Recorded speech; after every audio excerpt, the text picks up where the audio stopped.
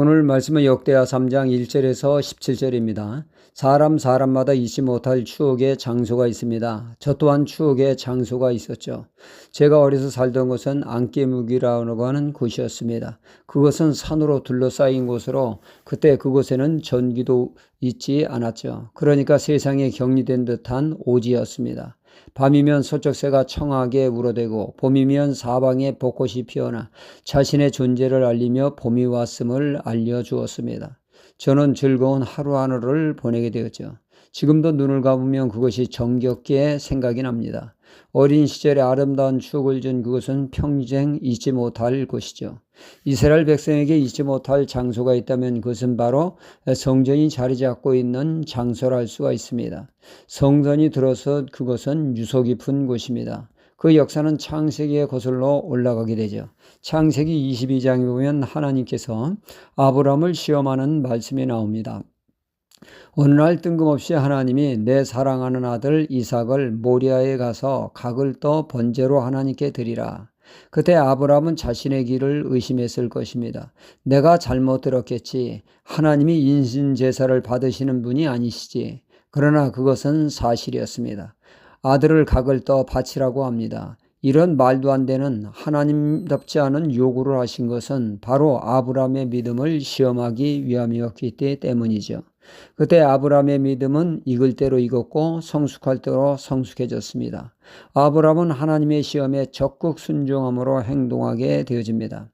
아들을 하나님이 지시한 모리아 산으로 데려가 각을 뜨려는 순간 하나님은 스톱 합격하며 아브라함의 믿음을 인정받게 됐고 축복을 받은 장소입니다. 그것이 바로 성전이 세워지게 된 모리아 산이니 이 장소는 이스라엘에게 특별한 장소가 아닐 수 없죠. 이 장소는 아브라함에게만 뜻깊은 것이 아니라 다윗에게도 남다른 의미를 가진 장소이기도 합니다. 사람이 살다 보면 본의 아니게 오점을 남기게 됩니다. 다윗도 여기에 예외는 아니었죠.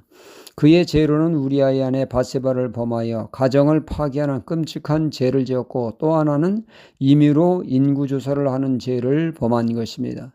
다윗이 사방팔방 적들을 제압하고 나라는 안정을 찾았으며 번영을 하게 됩니다. 이런 나라를 볼 때마다 다윗은 대견하다고 하는 생각이 들었죠. 또 한편으로는 과시하고 싶은 마음이 주체할 수 없이 솟구쳐 오르게 되었습니다. 은근히 자신을 과시하고 싶은 마음에 그만 그는 인구조사를 실시하게 됩니다. 이 일을 그의 오른팔인 요압 장군에게 맡기게 되어집니다. 이에 요압 장군은 다윗 왕에게 이 일을 제기하게 됩니다. 왕이시여, 인구조사는 하나님의 명령을 따라 실시하는 것으로 알고 있습니다.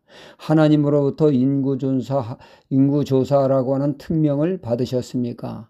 이에 다윗은 답을 하지 못하고 잔말이 많다며 이를 밀어붙이게 됩니다.